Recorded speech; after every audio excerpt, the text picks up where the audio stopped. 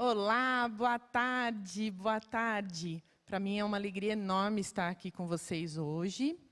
Fui convidada para fazer essa abertura. Hoje o nosso amigo Roger não está conosco, mas estou aqui para representá-lo e fazer essa abertura especial para vocês. As nossas redes sociais vocês já conhecem. É Nova Visão para Novo Tempo, no Facebook, no YouTube. E também tem novidades logo mais, que vai ficar aí nas mãos do André para contar para vocês. O WhatsApp para as nossas perguntas, vocês também já conhecem, mas eu vou reforçar aqui para vocês. É 99617 4418. Lá vocês podem mandar todas as perguntas para que o Armando possa responder na próxima aula. Eu falei de redes sociais e eu quero compartilhar com vocês uma experiência que eu tive. Os vídeos gravados lá que estão no YouTube, no Facebook, eles podem ser uma ótima oportunidade de você maratonar. Chamar sua família, colocar o pessoal lá no sofá, fazer uma pipoca e assistir os 3 vídeos se você ainda não assistiu. Ele traz uma série de experiências bacanas, ele traz aulas de história, cultura de outros países e também uma oportunidade de uma conversa super saudável, em especial com as crianças, com os adolescentes, é bem bacana. Na aula passada, eu fiquei curiosa sobre essa aula aqui de hoje, porque o Armando ele deu um spoiler, ele falou sobre Gênesis 1. E eu fui ler, confesso que eu fiquei curiosa e fui ler. Quando eu comecei a ler Gênesis 1, me chamou muita atenção o primeiro verso, Gênesis 1:1. Diz assim: no princípio, Deus criou os céus e terra. E eu fiquei curiosa porque eu falava de cor esse verso. E eu dizia assim, Deus criou o céu e a terra. A hora que eu li céus, fiquei muito, muito curiosa e fui pesquisar, como uma boa aluna, viu, professor? Fui pesquisar na internet para entender melhor isso. E não é que foi minha surpresa que cientistas e a Bíblia, neste ponto, combinam? Sobre céus? Então, eu deixo aí minha pergunta para a próxima aula, professor. Se o senhor não respondeu hoje, eu gostaria muito de saber se existem mesmo vários céus. Vem para cá, Armando. Armando Escoto, para a nossa aula. Boa tarde, obrigado, Valéria. E a sua pergunta será respondida na próxima aula, tá bem? Boa tarde a todos. É um privilégio meu entrar em contato com vocês. Quero agradecer a oportunidade que todos me dão de eu entrar na casa de vocês. Muito obrigado. Bem, a gente já está na 4ª palestra e eu quero rapidamente falar do que a gente já fez aqui, não é? Na primeira palestra a gente falou sobre os livros sagrados, porque afinal cada religião tem o seu, não é? E todos eles afirmam que seus livros é que são os sagrados. E nós provamos racionalmente que, baseados nesta frase de Deus, que está em Isaías 46, e eu vou repeti-la aqui, lembrai-vos das coisas passadas desde a antiguidade, que eu sou Deus e não há outro Deus. Então vou reafirmar aqui. Deus está dizendo assim, não digam todos que existe um livro sagrado para cada religião, porque o seu Deus escreveu aquele livro. Porque só eu sou Deus, não tem outro Deus. Não há outro semelhante a mim, que anuncia o fim desde o princípio e desde a antiguidade as coisas que ainda não sucederam.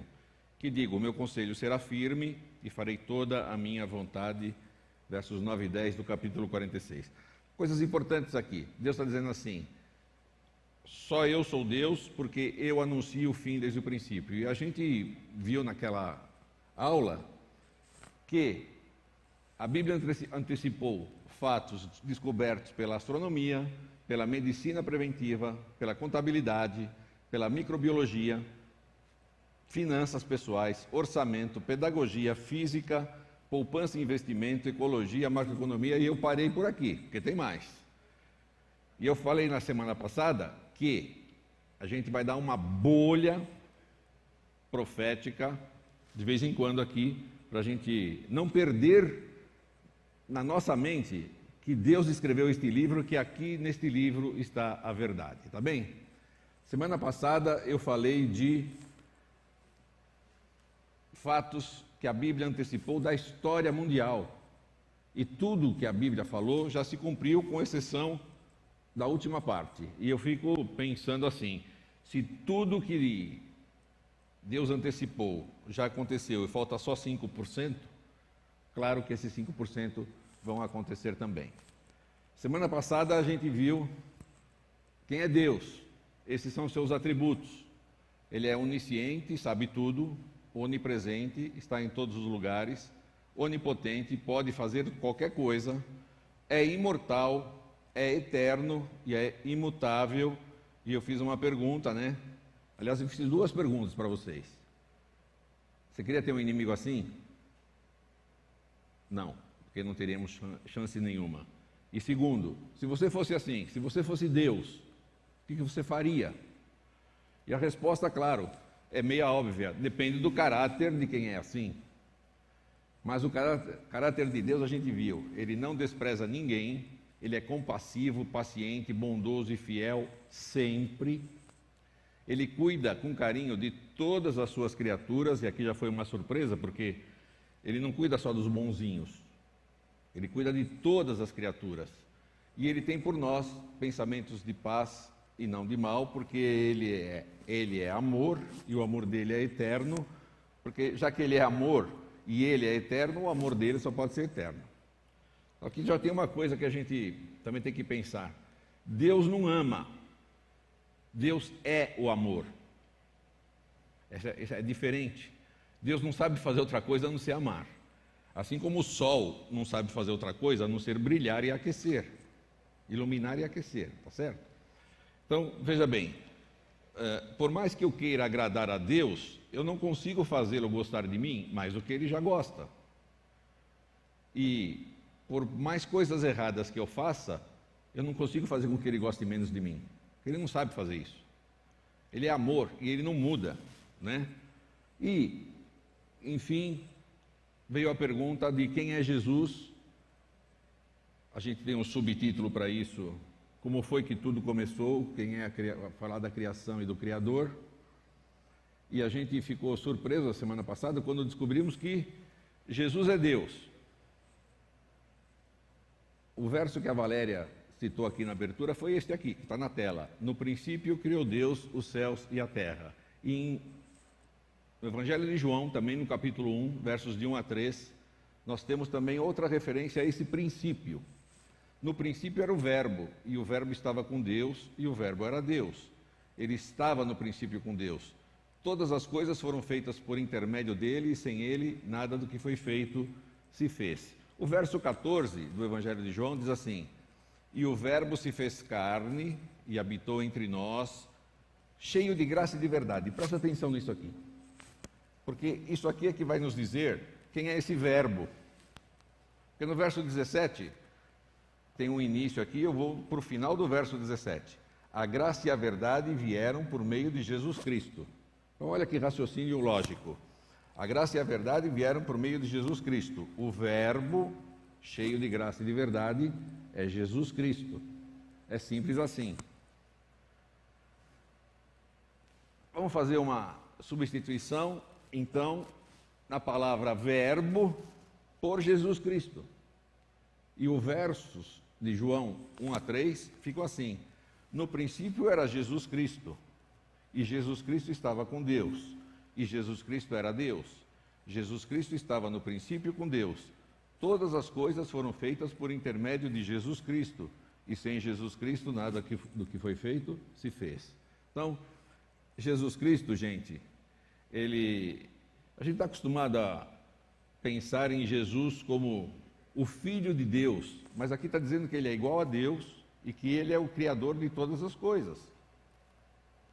Uma nova visão de Jesus Cristo estamos tendo aqui, hein? Outro verso da Bíblia, Paulo escreveu aos Filipenses dizendo: a atitude de vocês deve ser semelhante àquela que nos foi mostrada por Cristo Jesus, que embora sendo Deus,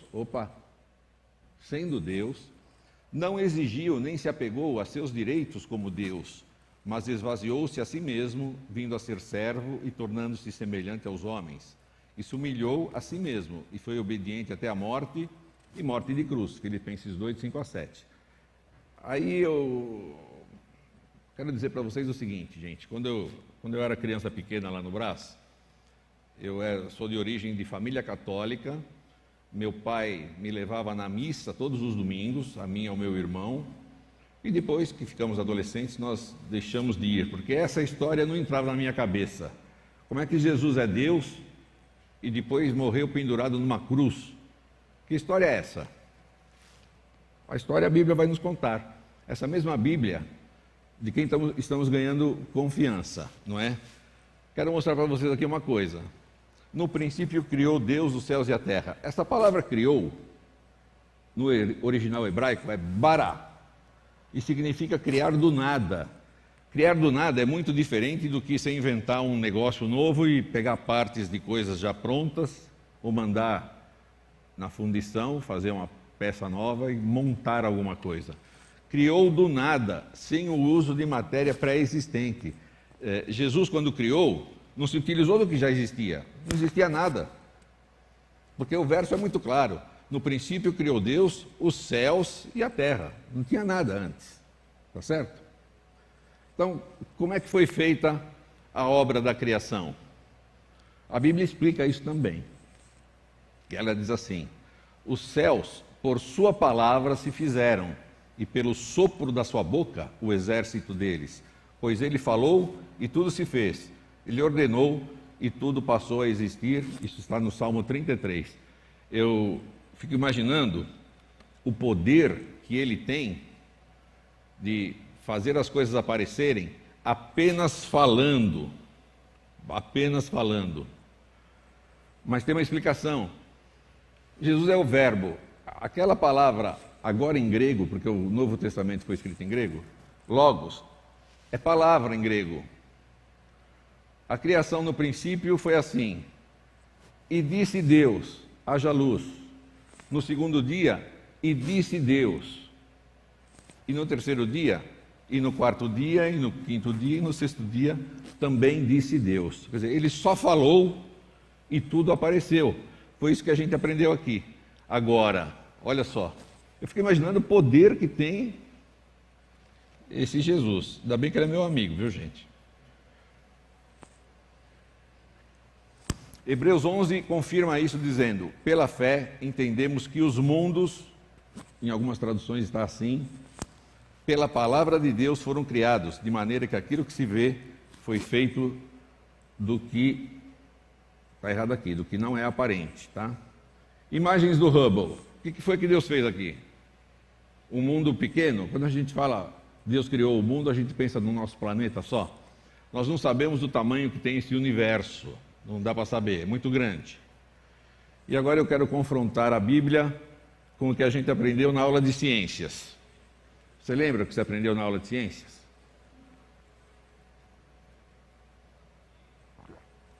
Eu aprendi assim: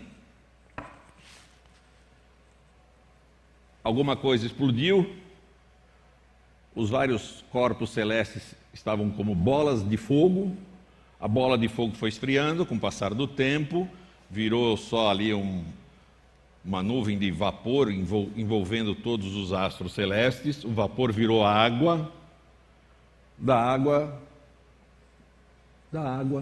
nasceram animais. Bem assim. Quem veio com a teoria do Big Bang foi esse astrônomo belga, o Lemaitre, que falou que houve uma grande explosão lá no princípio. Ele falou isso em 1929. Então essa história de Big Bang não é tão velha assim, viu, gente? Este outro camarada aqui, o Edwin Hubble, um astrônomo norte-americano, ele descobriu que o nosso universo está em expansão. Então ele falou: bom, se está em expansão, vamos voltar ao filme. Dá um rewind aí. Ele estava lá no início, tudo junto. Quando explodiu, começou a se afastar. Essa é a expansão. Esse camarada é o que dá nome a esse telescópio que está em cima das nossas cabeças. Este outro astrônomo aqui, que é um inglês, o Sir Fred Hoyle, ele, numa entrevista na BBC de Londres, ele chamou essa ideia, da qual ele não concordava, de Big Bang. Foi uma grande explosão. Mas ele falou isso, gente, ironicamente, porque ele não concordava com essa ideia. Só que esse termo pegou, caiu na graça do vocabulário popular e todo mundo fala de Big Bang. O que fez o Big Bang? Segundo essa teoria, uma explosão é que criou tudo. Uma explosão. Big Bang, grande explosão. Segundo a teoria dos cientistas, eu não estou falando de teologia aqui agora, gente, eu estou falando de ciência, conforme a gente aprende na escola, na faculdade, na universidade, nos livros, nas bibliotecas, nos filmes, nos museus, todos eles falam isso. A grande explosão gerou o espaço. A grande explosão gerou matéria. A grande explosão gerou o tempo. Quer dizer, antes da grande explosão, não existia espaço, nem matéria, nem tempo. Ou seja, não existia nada. Depois da grande explosão, passou a existir tudo. Desculpa. Eu vou tocar num ponto aqui que vocês já estão acostumados. Eu vou usar meu cérebro. Eu não tenho cabeça só para separar as orelhas. Eu não consigo entender como é que não existia nada e de repente existe tudo. Sem uma causa. Depois eu pergunto o seguinte: o que explodiu se não existia nada? Onde estava o que explodiu? Se não existia o onde, não existia espaço, gente. E outra coisa, a teoria do Big Bang estipula que o universo surgiu de um ponto que eles chamam de singularidade, sem volume, mas com densidade e temperaturas monstruosas, quase incalculáveis. Aí explodiu e deu origem a tudo, a tudo. Só que tem uma coisa, essa teoria ela é universalmente aceita quase por todo mundo. Por que por todo mundo? Porque tem cientistas que têm outras teorias. E a gente não aprende isso na escola, nem na mídia, nem no Super Interessante, que eles não falam, tá? Esse camarada aqui, o Edward Tryon, do Hunter College, ele fala assim, não, tudo surgiu como um grande acidente. O que foi um grande acidente? O grande acidente é o seguinte, gente, o universo é composto por forças que se anulam, não existia nada, um dia deu uma escorregada e criou tudo. Quer dizer, fica cada vez pior, né? Na minha opinião, vocês me desculpem. Mas o cara é um cientista. Uma outra teoria, a teoria M. Seus formuladores foram os adeptos da teoria das supercordas, professores da Universidade de Princeton, não é gente leiga. O que eles falam na teoria M? Que existem universos paralelos ao nosso. Aí, um dia, um deles colidiu com o outro e formou o nosso. Mas o professor não respondeu a primeira pergunta. De onde surgiram esses universos que colidiram? Como é que eles estavam lá? Terceira teoria, gravidade quântica em loop. Essa é meio recente, é de 2007. Pesquisador Martin Biowald, da Universidade da Pensilvânia.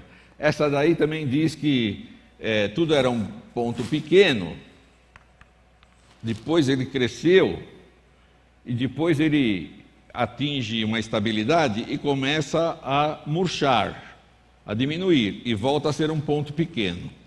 Então, o que está acontecendo com o nosso universo é exatamente isso. Nós estamos expandindo, mas depois vai estabilizar, depois vai começar a murchar e vai voltar a ser um ponto pequeno, vamos tudo morrer e vai começar tudo de novo. Desculpa, eu não aguento isso aí, não. Eu não aguento. Eu não sou cientista, mas eu não aguento. Não bastasse uma ideia maluca para a origem do universo, a ciência também tem uma ideia maluca para a teoria da evolução. Para a origem da vida. porque a ciência admite que seres vivos somente podem derivar de seres vivos da mesma espécie. Ou seja, somente um ser vivo produz outro ser vivo. Vamos pensar junto aqui? Se a ciência define como fonte de vida forçosamente os seres vivos, a pergunta é óbvia. De onde veio a primeira vida? Aí eles falam o seguinte: olha, a matéria era inorgânica. Inorgânica é um composto de matéria que não é animal nem vegetal, é mineral, que forma um mundo inanimado. Então, inorgânico não tem vida. Mas a ciência quer que eu e você também, desculpa gente, eu estou falando muito assintosamente, mas eu acho isso daqui uma história da carochinha muito maior do que eles dizem que a Bíblia é. Tá? Eles querem que eu acredite que o mineral, que é a água é um mineral, gente, a água não é animal nem vegetal. De repente, por condições que não se consegue explicar, muitos bilhões de anos atrás, a água virou um bicho vivo, uma ameba. É simples assim, né? E a gente tem que engolir isso daqui, tá? Foi um milagre aquela molécula lá de água virar uma ameba, mas a ciência não admite milagre. Quando a gente fala dos milagres da Bíblia, eles dão risada, tá? Então me desculpe, tá? O que eu quero dizer é o seguinte: eles voltam lá atrás, bilhões de anos, e fala assim: é impossível o mineral virar animal. Mas passados muitos anos, milhões, bilhões de anos, nas condições certas, que a gente não sabe bem quais são, com descargas elétricas, não sabemos em que intensidade, não sabemos o que está misturado lá, esse negócio que é inviável pode virar só improvável. Mas passados mais bilhões de anos, com outras circunstâncias, com outras condições, o improvável pode ser provável. E passados bilhões de anos, já que é provável é viável. E se é viável, pode ser possível. Assim, num passe de mágica, a ciência quer dizer que, passados bilhões de anos, o impossível passa a ser possível. É isso que a gente aprende na escola e a gente não discute, porque a gente tem que passar de ano, né? Então tem que responder o que está lá, tá? Então eu vou dizer para você o seguinte: os evolucionistas não acreditam num Deus criador, mas eles dão ao tempo os mesmos poderes de Deus criador. Porque passados bilhões de anos, o impossível vira possível. Eu vou dizer para você, o Deus dos evolucionistas chama-se tempo. É simples assim. Desculpe aqui a minha mordacidade. Uma outra coisa que eu pesquisei, você sabe como é que uma ameba muda para outra coisa mais complexa? Ela muda pela mutação. O nome está falando.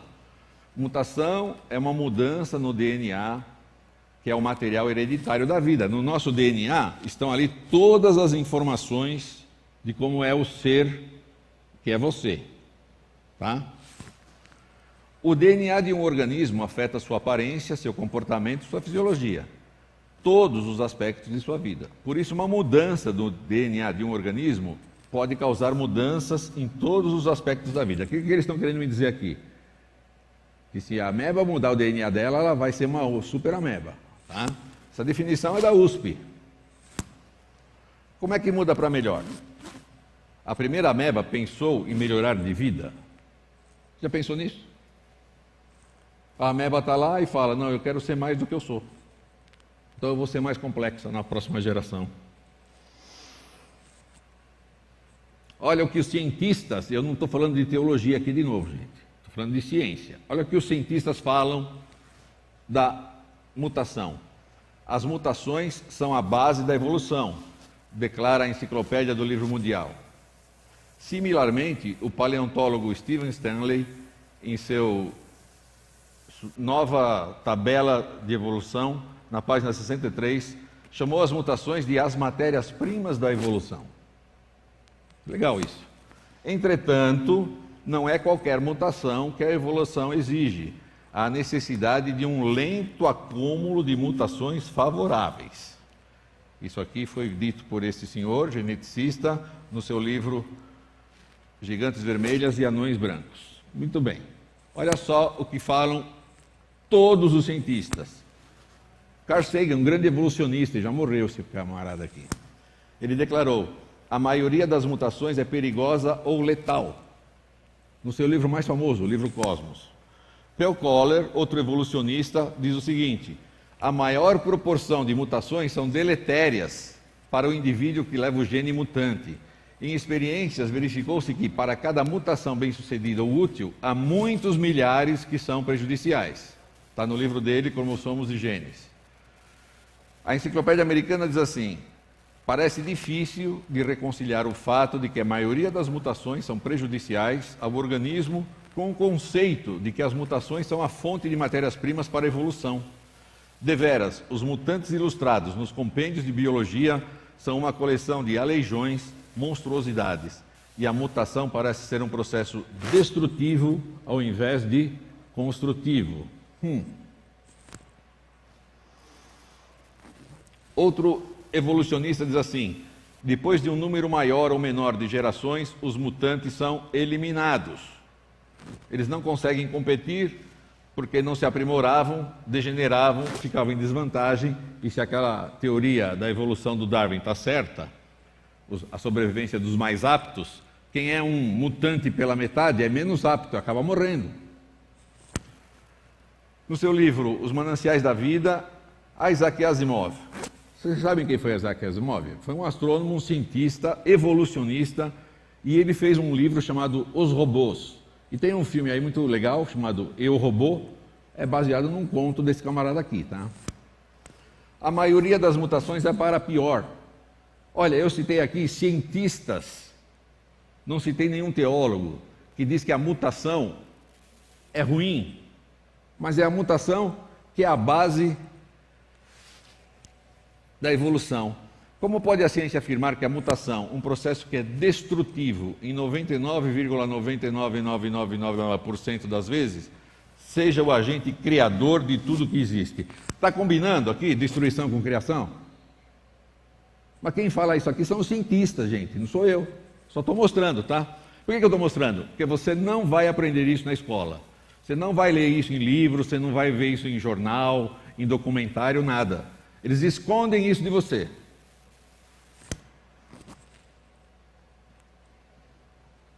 Eu vou fazer uma pergunta para você.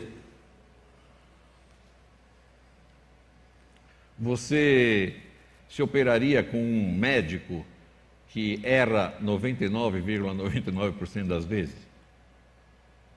Ou você tomaria um avião com um piloto que não sabe voar, porque em 99,99% dos testes que ele fez no simulador deu ruim? Mas a gente é obrigado a engolir isso aqui, porque o professor falou? Vou falar para você de outra coisa aqui que a ciência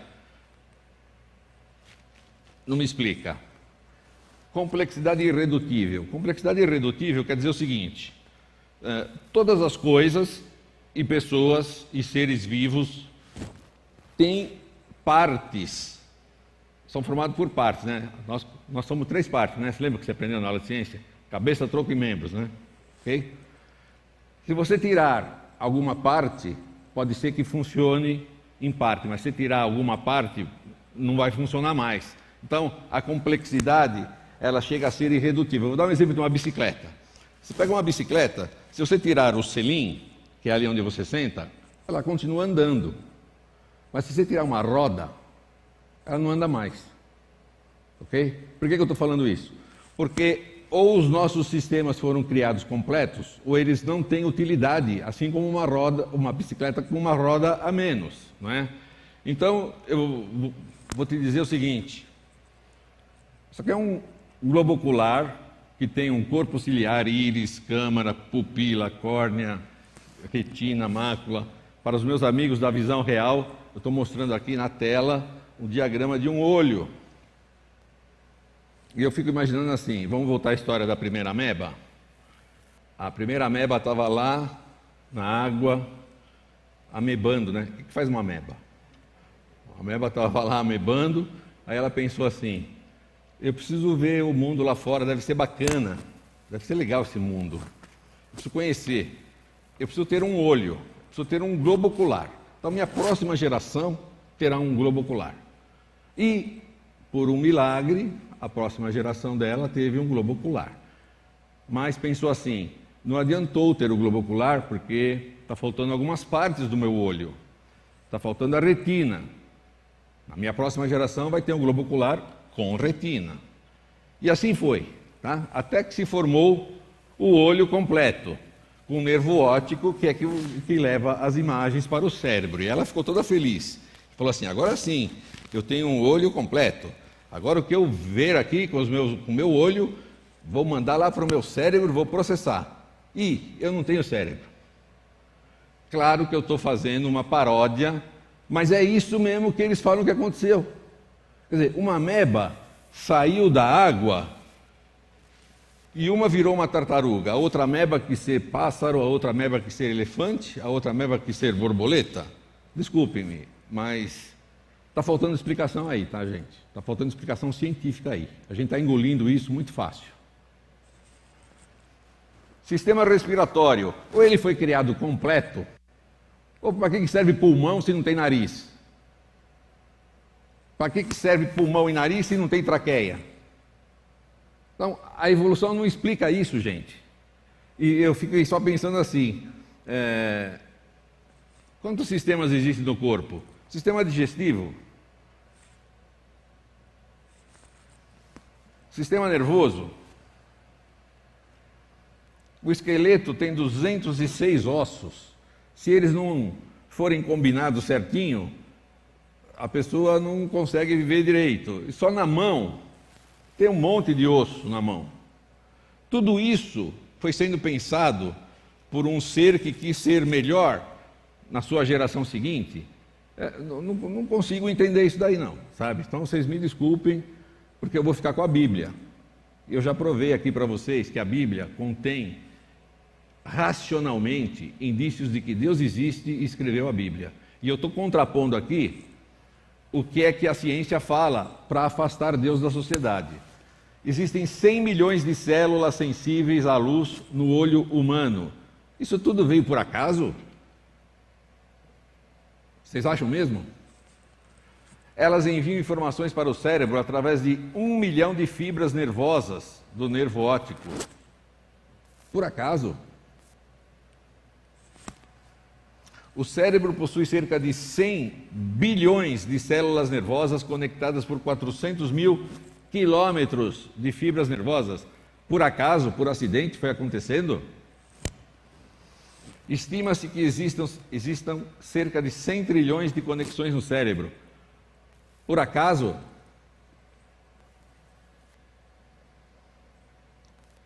Eu vou repetir aquele verso que nós falamos aqui no início da aula. Ele falou e tudo se fez. Sabe o que quer dizer esse tudo? Não são só todas as coisas, quer dizer, tudo assim, ó, você completo, você tem tudo, pela criação de Deus, não por uma evolução aleatória que por acaso deu certo. Deu muito certo aqui, hein? Só vou falar mais isso aqui, nós vamos mudar de assunto, tá, gente? A incrível célula, as instruções contidas no DNA de uma célula, se escritas por extenso, ocupariam 1000 livros de 600 páginas cada um, National Geographic Magazine, que é de uma instituição evolucionista. Tá? Sabe quantas células você tem no seu corpo? Trilhões. Se pegar trilhões vezes 1000 livros, dá livro daqui na Lua e ainda sobra livro para mais para lá. Pelas células que você tem no seu corpo. Cada célula é um mundo repleto de até 200 trilhões de diminutos grupos de átomos chamados moléculas. Tudo se formou por acaso? É isso mesmo que a gente tem que entender e aceitar? Se não aceitar, você vai ser chamado de cidadão de segunda categoria, né? Isso aqui é uma célula, não vou nem falar dela, tá? Uma célula. Eu quero só fazer um alerta aqui. Eu ia trazer aqui um exemplar do Origem das Espécies, do Darwin. Quando Darwin lançou aquele livro, não se tinha esse conhecimento aqui. Porque se tivesse, eu duvido que ele escreveria aquele livro lá, tá? Muito bem. Agora, olha só o que a matemática fala da evolução. As proteínas necessárias para a vida possuem moléculas muito complexas, entre tantos outros componentes, formadas de 20 aminoácidos essenciais. 20 aminoácidos essenciais para fazer a tal da molécula, da proteína. Só que é assim, os 20 aminoácidos tem que estar assim, o número 1 em primeiro lugar, o número 2 em segundo lugar, o número 3 em terceiro lugar. Não adianta só pegar os 20 aminoácidos e juntar, que não vai dar certo, tá? Eles têm de estar na ordem correta para a célula funcionar com perfeição. A probabilidade deles terem se alinhado na ordem correta, por acaso, é de uma chance em 10 elevado a 113. Sabe o que quer dizer isso? Você pega um 10 e põe 113 zero aqui do lado, é a chance que tem de ter sido ordenado por acaso. Tem 2.000 proteínas enzimáticas que são necessárias à atividade da célula. A probabilidade delas terem se juntado por acaso é de uma chance em 10 elevado a 40.000. Você pega um 10 e põe 40.000 zeros assim do lado. Tá? Mas olha o que fala a matemática. Vou falar de novo. 20 aminoácidos na ordem correta, uma chance em 10 elevado a 113. As 2.000 proteínas se juntarem por acaso, uma chance em 10 elevado a 40.000. Mas a matemática afirma que qualquer evento que tenha uma chance em 10 elevado a 50 é rejeitado pelos matemáticos como jamais ocorrendo. Então, se um evento tem uma chance em 10 elevado a 50, ele não vai ocorrer. Aquilo é só uma chance que não vai acontecer. Imagina, então, 10 elevado a 40.000 ou 10 elevado a 113. O que eu quero dizer com isso? Eu quero dizer que quem botou os aminoácidos essenciais sabia o que estava fazendo. E quem fez todo esse monte de proteína aqui também sabia o que estava fazendo. Não tem acaso aqui. E para terminar essa história de ciência, vou falar de fósseis, e só vou falar uma coisinha rápida, tá? Modelo da evolução. A vida evoluiu da não-vida pela evolução química fortuita, que a matemática diz que é impossível, tá? Modelo da criação. A vida só procede de vida anterior. O que a gente vê no mundo real? A vida só procede de vida anterior. Os fósseis mostrariam uma origem gradual de formas de vida. Uma ameba com uma perna, uma ameba com 2 pernas, uma ameba com um olho, com 2 olhos. A modelo da criação fala assim, tudo apareceu já complexo, pronto. O que a gente vê no mundo real? Tudo já apareceu completo. Onde estão as formas de transição ligadas às anteriores? Eles falam assim, ó, o anfíbio saiu da água, virou réptil, o réptil virou pássaro. Onde estão essas formas que a gente não encontra no mundo? Nunca ninguém encontrou nada. Então, não tem nenhum elo entre as lacunas, tá? Esse é o modelo criacionista e o que se encontra na realidade. Aparecimento gradual de novas espécies. Não tem aparecimento gradual. Os fósseis não dizem isso. As mutações benéficas geram novas características. As mutações são prejudiciais. O mundo real, a ciência do mundo real diz que as pequenas são prejudiciais e as maiores são letais. Não se tem nada novo, não tem. E para terminar, na composição do DNA tem proteína e na composição da proteína tem DNA. Quem nasceu primeiro? O ovo ou a galinha? O DNA ou a proteína? Só podem ter sido criados por um planejador inteligente, gente. É muito simples isso daí. Agora, eu vou dizer para vocês o seguinte, a evolução tem 150 anos, tá? Essa evolução darwiniana. E ela continua sendo uma teoria. Ela chama-se até hoje teoria da evolução. Se ela tivesse sido provada, como é que ela se chamaria? Lei da evolução. E não se chama, tá? Então ela tem obstáculos na matemática, na citologia, na paleontologia, na biologia, e vou parar por aqui.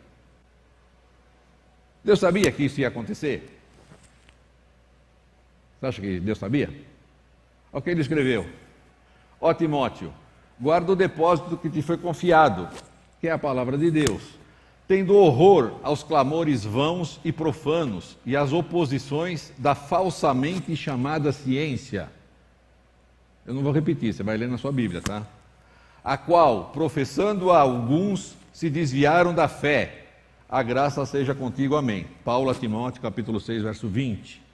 Deus sabia que isso ia acontecer, que ia ter gente que não ia acreditar nele e que ia inventar uma ciência. Porque os atributos invisíveis de Deus, assim o seu eterno poder, poder de criar, como também a sua própria divindade, claramente se reconhecem desde o princípio do mundo, sendo percebidos por meio das coisas que foram criadas. Tais homens, que não acreditam, são por isso indesculpáveis. Porquanto, tendo conhecimento de Deus, não o glorificaram como Deus, nem lhe deram graças. Antes, se tornaram nulos em seus próprios raciocínios, obscurecendo-se-lhe o coração insensato, inculcando-se por sábios, tornaram-se loucos.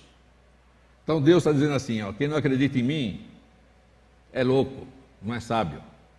Mas você sabe por que eles não aceitam a Deus? Tem uma razão muito simples. Filósofo alemão Dieter Keller, mesmo que se pudesse demonstrar matematicamente que Deus existe, não quero que exista, porque isso me limitaria na minha grandeza. Eu quero ser Deus.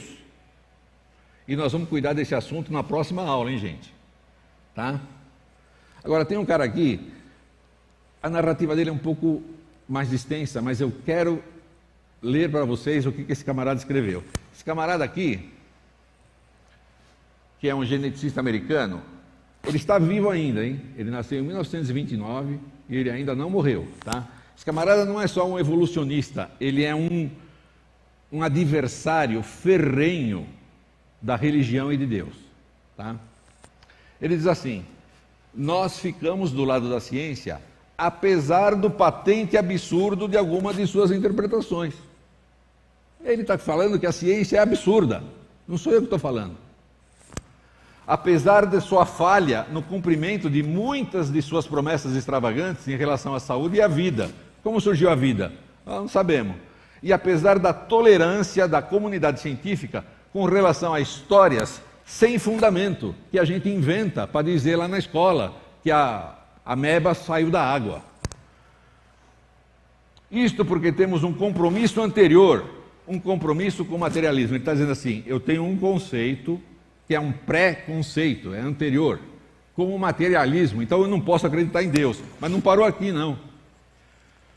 Por conta da nossa adesão a priori às causas materiais, somos forçados a criar um aparato de investigação e um conjunto de conceitos que produzam explicações materialistas. Não importa o quanto anti-intuitivo ou quanto mistificante seja isso para alguém não iniciado. Então ele está dizendo assim para mim, Armandinho, sabe por que você não entende? Porque você não é iniciado em ciência. Tá? Além disso, esse materialismo é um absoluto. E nós vamos aprender, já estamos aprendendo, que absoluto é só Deus. Mas ele diz que o conhecimento dele é um absoluto e por isso não podemos permitir um pé divino na porta da ciência. Deus ficar de fora, não precisamos dele. Olha, o modelo da evolução, ele tem lacunas, ele deveria ser confrontado até nas escolas, com outras formas de pensar. Em alguns estados americanos, algumas escolas conseguiram colocar lá o evolucionismo e o criacionismo, para que os alunos tenham, pelo menos, a liberdade de saber dos dois e escolher. Tá? E a ciência também não explica como é que as coisas vão ficando mais complexas pelo simples querer da ameba, não dá para entender. Tá? Vocês sabem quem foram os criadores do método científico? Foram Nicolau Copérnico, Galileu Galilei e Isaac Newton. E eles não viam contradição entre a ciência e a Bíblia. Então, vocês vão me desculpar, eu acho que eu estou em boa companhia. Tá? Estou com Isaac Newton, Galileu e Nicolau Copérnico. Uma outra coisa que a evolução nunca me explicou foi a beleza. Então, por acaso, a evolução, ela quis ser bela ou ela é bela por acaso? Eu estou mostrando aqui na tela, meus amigos, algumas imagens do nosso planeta num belo pôr do sol. A evolução não pode explicar a beleza, a harmonia de formas, a simetria, a combinação das cores. Estou mostrando aqui um golfinho dando um salto espetacular da água para fora, com um céu bem bonito. Eu estou falando isso para os meus amigos da Visão Real. Estou mostrando aqui um lindo pôr do sol com o céu cheio de cores. Estou mostrando aqui um esquilo cheirando o perfume de uma flor. A flor nasceu perfumada por acaso, sabe?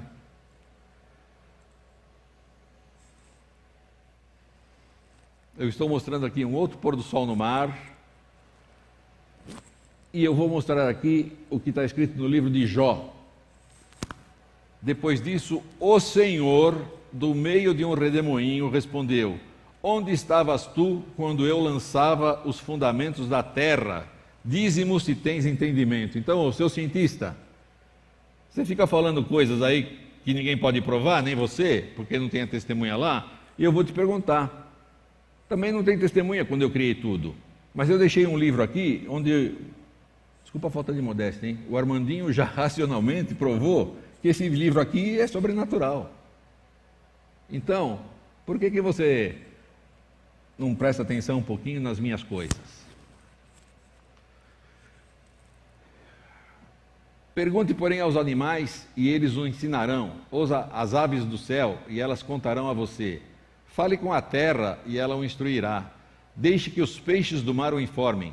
Quem de todos eles ignora que a mão do Senhor fez isso? Os animais a cada dia sabem que tem alguém que cuida deles, porque todos eles comem. Olha que lindo, um pavão. Estou mostrando um pavão aqui, de cauda fechada e cauda aberta. Mulheres, vocês já viram a pavoa? A pavoa é muito mais feia que o pavão, tá? Isso aqui surgiu por acaso, essa simetria dessa cauda do pavão, com esses desenhos maravilhosos? Um panda e uma borboleta ampliada com uma asa azul translúcida, dá para se ver do lado de lá. Eu volto a fazer aquela pergunta. Uma ameba quis ser panda, a outra ameba quis ser borboleta, a outra quis ser tigre, outra ameba virou planta, virou fruta. Estou mostrando aqui frutas de vários tamanhos, formatos e cores, e sabores e cheiros. E as variedades? Quantas variedades de banana, por exemplo, existem? Banana maçã, banana prata, banana ouro, banana da terra, banana d'água. Tudo por acaso? Quantos legumes existem? Legumes de todos os formatos, de todas as cores, de todos os sabores. Quantos tubérculos existem? Tudo por acaso? Eu não gosto de mandioca, mas eu gosto de outra coisa. Quantos grãos existem? Amarelos, verdes, amarelo mais forte, roxo, preto, cor de maravilha, vermelho, branco. Quantas flores existem de vários tamanhos, formatos e perfumes? Vocês acham que isso daqui foi assim? A evolução pensou assim: vai ter gente que não gosta de feijão, então eu vou fazer também milho. Vai ter gente que não gosta de arroz, eu vou fazer também lentilha. Foi a evolução que pensou nisso? E os pássaros coloridos e os cantos dos pássaros? Olha isso que lindo. Estou mostrando um passarinho cujas asas fechadas têm a forma de um coração e a sua cauda um leque aberto. Estou mostrando aqui um cardume de peixes. Estou mostrando aqui um leão marinho muito simpático. E as corujinhas se fazendo carinho. Ah, o sentimento familiar também veio por acaso. As raposinhas se fazendo carinhos. O leão com a leoa. Que imagem linda. Um leão com a sua família. Tudo por acaso. Mas não foi por acaso. Jesus está perguntando assim para mim: olha, você gostou? Eu fiz para você. Foi para você que eu fiz. Isso tudo tem uma explicação única. No princípio criou Deus os céus e a terra. E, para me agradar, Ele fez o que Ele fez. Abra sua Bíblia, por gentileza, em Gênesis capítulo 1.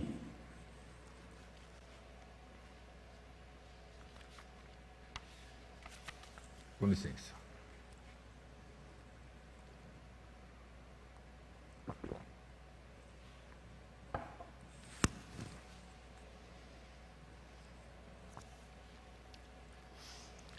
Minha tradução diz assim: no princípio criou Deus os céus e a terra era sem forma e vazia, e havia trevas sobre a face do abismo, e o Espírito de Deus se movia sobre as águas. E disse Deus: haja luz, e houve luz. E no verso 6, e disse Deus: haja uma expansão no meio das águas. E no verso 9, e disse Deus: ajuntem-se as águas debaixo dos céus no lugar, e apareça a porção seca. E assim foi. E no verso 11, e disse Deus: produz a terra erva verde, erva que dê semente, árvore frutífera que dê fruto, segundo a sua espécie, cuja semente esteja neles sobre a terra. E assim foi. Verso 14, e disse Deus: haja luminares na expansão dos céus, para haver separação entre o dia e a noite. Verso 20, e disse Deus: produzam as águas abundantemente, répteis de alma vivente, e voem as aves sobre a face da expansão dos céus, segundo as suas espécies. Se a gente lê do verso 18 ao verso 21, está cheio de vezes que está escrito aqui: segundo as suas espécies, segundo as suas espécies. Fica até meio enfadonho de ler, mas Deus está dizendo assim: presta bem atenção nesse negócio aqui de segundo as suas espécies, porque vai haver tempo que vão dizer que uma coisa deu origem à outra, a tal da evolução sem base científica, tá? Mas não vai dar, porque é sempre segundo a sua espécie. E o verso 24, e disse Deus: produz a terra seres viventes, conforme a sua espécie. Eu vou parar aqui. Eu vou fazer aqui uma analogia desse relato da criação, Gênesis. Eu gostaria que você lesse isso na sua casa, e quando você tiver dúvida pode me procurar, tá? Eu lembro quando minha mulher ficou grávida do meu filho. Meu filho vai fazer 40 anos agora. E quando recebemos a notícia, ficamos felizes e fizemos ali um ambiente para ele, um quarto especial para o bebê que ia chegar, com boa ventilação, com iluminação, pusemos cortina para ter uma penumbra, revestimos as paredes com papel colorido, papel de parede, revestimos o chão com um carpete, né? Tanto o carpete quanto o papel eram anti-tudo, né? Anti-mofo, anti-sujeira, anti-barulho. Aí compramos um bercinho, penduramos aqueles penduricalhos no bercinho. Pensamos até em pôr um aquário, mas o bebê não ia saber do aquário, mas compramos uns bichinhos de pelúcia. E aí o neném nasceu. Sabe o que Deus fez? Deus no primeiro dia fez iluminação e penumbra. No segundo dia, Ele fez ventilação. No terceiro dia, Ele revestiu o ambiente. No quarto dia, Ele pôs uns penduricalhos no céu. E no quinto dia, Ele botou aves e peixes. E no sexto dia, os animais que não eram de pelúcia. Ele preparou o quartinho do bebê que ia chegar. Simples assim, com todo carinho. E o bebê chegou. E quando a gente leu que Deus falando criou tudo, a Bíblia fala assim: espera um pouco só, tem uma coisa que Deus não falou para fazer, Ele fez com as mãos. Então formou o Senhor Deus o homem do pó da terra, e lhe soprou nas narinas o fôlego de vida, e o homem passou a ser alma vivente. Imagina essa cena: Jesus, o Criador, se abaixando para pegar o pó da terra, moldar um boneco de barro e todas as outras criaturas que já estavam vivas. O que é isso especial que o nosso Criador está fazendo? E Deus fez o homem e lhe soprou nas narinas o fôlego de vida que só ele tem. Pois tu formaste o meu interior, tu me teceste no seio da minha mãe. Graças te dou, visto que por modo maravilhoso me formaste. Os meus ossos não te foram encobertos, quando no oculto fui formado e entretecido como nas profundezas da terra. Nada de acidente feliz, você não é um fruto do acaso, Deus planejou você, Ele sonhou com você, você é o sonho de Deus, gente. Tá? Você não é fruto do acaso, não. João 17,3 diz assim: e a vida eterna é esta, que te conheçam a ti, o único Deus verdadeiro, e a Jesus Cristo, a quem enviaste. Eu vou dizer para você o seguinte: quando Deus fez as coisas e fez o ser humano, Ele viu que tudo era bom. Sabe o que nós vamos descobrir aqui na Bíblia também, no capítulo 1? Que é assim: árvores frutíferas que deem frutos segundo, e cuja semente esteja nele, conforme a sua espécie, aí você lança a semente lá, vai nascer outra. É a tal da sustentabilidade que se fala tanto hoje, que o pessoal acha que é progressista quem fala em sustentabilidade. Está no primeiro capítulo da Bíblia. Simples assim, tá? Eu vou fazer uma pergunta para você, outra pergunta. Se você fosse aquele Deus bonzinho que a gente já viu aqui, com todos aqueles atributos, o que você ia querer, o que você desejaria para seus filhos? A resposta é óbvia, né? O melhor. Sim ou não? E outra pergunta: por quanto tempo você gostaria que seus filhos fossem felizes? Eternamente. O que Jesus está falando aqui? A vida eterna é esta, que te conheçam a ti, único Deus verdadeiro, e a Jesus, o Criador de tudo, a quem enviaste. Eu quero que você seja feliz para sempre, sabe? João 5, 39 e 40 diz assim: examinais as Escrituras, porque julgais ter nelas a vida eterna. E são elas mesmas, as Escrituras, que testificam de mim. Contudo, não quereis vir a mim para terdes vida. Eu quero examinar as Escrituras, descobrir esse Jesus e ter a vida eterna. Porque se esse livro aqui, que nós já ponderadamente, racionalmente, descobrimos que pode ser um livro sobrenatural, me promete a vida eterna, eu quero. E eu gostaria que você se interessasse também por conhecer Jesus, porque Ele vai te dar a vida eterna. O que é conhecer? Como é que se conhece alguém? Se conhece alguém, gente, tendo relacionamento. Para você conhecer alguém, você tem que se relacionar. Então, meu primeiro desafio aqui é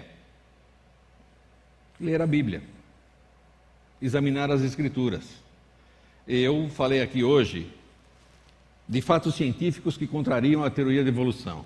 Eu mostrei aqui o que cientistas falam contra a teoria da evolução. E vou dizer uma outra coisa para você. Você sabe que existe sociedade de cientista criacionista? Você não sabe porque a mídia não divulga, mas existe. Pode procurar aí. Sociedade Brasileira de Criacionismo. É muito legal. Mas lá na escola, você dá aquela resposta que eles querem ouvir para você passar de ano. Mas para você passar de vida, você tem que ler esse livro aqui. Vamos ler juntos esse livro aqui? Vamos descobrir juntos esse negócio de vida eterna? O que você acha? Você acha que vale a pena, diante dessas 4 palestras que a gente fez? Esse livro aqui pode ser verdade? Pode ser verdade. Vamos descobrir juntos? Eu faço esse desafio aqui para você, tá bem? Jesus está esperando a gente para nos dar vida e vida em abundância. Eu gostaria muito que você ponderasse em tudo que foi falado aqui, assista de novo se for o caso. Fala para o teu professor de ciências que ele pode estar enganado. Apresenta Jesus para ele e fala para ele que Jesus quer que ele também tenha vida eterna, tá bem? Feche seus olhos, vamos orar. Querido Pai, muito obrigado por deixar no teu livro essa certeza da vida eterna num lugar onde não haverá morte nem dor, porque o Senhor, como Pai amoroso, quer o melhor para seus filhos e quer o melhor para sempre. Nós também estamos aprendendo isso agora, estamos tendo essa nova visão de uma vida eterna que está prometida e assegurada para nós. Cuida de cada um de nós, que os teus santos anjos nos protejam, o teu Santo Espírito nos guie sempre, eu te peço e te agradeço em nome de Jesus. Amém.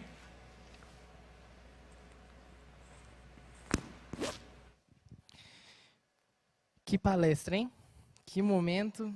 Muito obrigado, Armando, de verdade. Na semana passada eu disse que você desperta a minha curiosidade e eu estou mais curioso ainda para a semana que vem. Não consigo perder uma aula aqui do Armando, não tem como. Essas palestras, com certeza, elas engrandecem muito o nosso coração, nossa vida. A parte que eu mais gostei foi ver toda essa complexidade do universo. E é impossível que não tenha um ser pensante, um ser criador para conduzir tudo isso. É impossível, não tem como. É maravilhoso demais. Mas eu quero mandar um alô para algumas pessoas.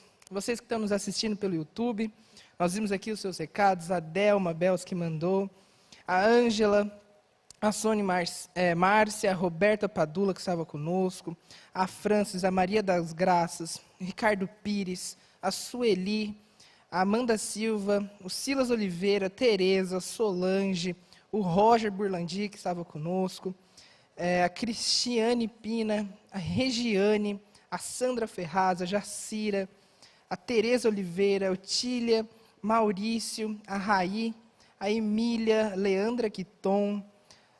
Nós temos muitas pessoas falando conosco, a Carmen Marques, a Regina Forigato, a Ju Santana, nós temos a Nina Massini, Márcio Cardoso, nós temos o Kleber Takimoto, e aqui vai um recado especial, porque é a minha família que está assistindo, então eu agradeço, meus avós, Kleber é meu tio, meus pais também estão todos assistindo, que legal ter vocês aqui.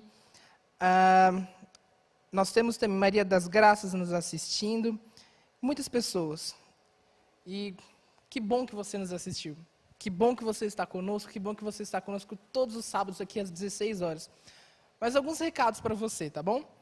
Lembra que semana passada nós falamos de uma Bíblia que você, se você não tivesse uma Bíblia para acompanhar a palestra aqui do Armando, você poderia pedir para nós? Então, elas estão aqui. Se conseguir dar um closezinho, pessoal, aí da câmera. Temos aqui a Bíblia.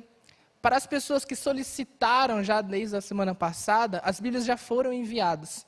E se você ainda não solicitou a sua, mande para o WhatsApp. O número é 11 99617 4418. Você pode pedir. Nós vamos anotar o seu endereço, seu nome, e vamos estar encaminhando a Bíblia. Nós temos outra Bíblia aqui muito bonita que o Armando separou para nós. Essa Bíblia é diferente para as mulheres, né? Ela é mais bonita, é mais enfeitada. Você também pode pedi-la. É um prazer. E nós também queremos só lembrar você do seguinte: se inscreva aqui no nosso canal. Se você está nos assistindo pelo YouTube, desce um pouco a sua tela aí do computador, do celular. Tem um botãozinho que está escrito inscreva-se. Se ele estiver vermelho, é porque você ainda não se inscreveu. Então aperta, ele vai ficar cinza. E do lado dele tem um sininho. Aí você clica nesse sininho e ativa as notificações para você ficar ligado para tudo nas nossas redes sociais. Mesma coisa no Facebook. E na semana passada eu falei que nós tínhamos uma novidade nas redes sociais. Que algo ia mudar, ia ter uma novidade acontecendo. E nós temos. Agora o nosso projeto também está pelo Instagram. Nova Visão para o Novo Tempo. Só colocar @Nova Visão para o Novo Tempo no Instagram. E você pode acompanhar lá os posts, as outras aulas que se passaram. A gente quer dar um... Que me fizeram uma pergunta agora, sim. Se Jesus falou no final da criação que tudo era muito bom, por que não está bom? Ou está bom? Não está bom? Semana que vem, gente. Semana que vem está a resposta. Você pode encaminhar as suas perguntas. As perguntas que são feitas aqui no chat, a gente anota, são passadas para o Armando, e na semana que vem a gente vai responder. Mas se você ainda tem alguma pergunta mais específica que você quer falar com o Armando diretamente, você pode mandar para ele no e-mail dele. E o e-mail é o e-mail mais legal que existe. E-mail do Armando, @ymail.com. O Y de Yahoo. Então, por favor, mande as suas perguntas, interaja conosco. E se você ainda não se inscreveu no projeto, você pode entrar no nosso site, novavisãoparonovotempo.com.br, e lá você faz a inscrição, porque aí nós podemos colocar você no nosso grupo de WhatsApp e você vai ficar ligado o tempo todo. Eu quero dizer que estamos muito contentes, porque juntando todas as nossas redes sociais, temos mais de 4.000 visualizações. E que legal, e se você tem um amigo que você lembra dele durante essas aulas que estamos tendo, mande para ele, compartilhe com ele o link da aula e o formulário, tá bom? E isso, nós agradecemos vocês e até semana que vem.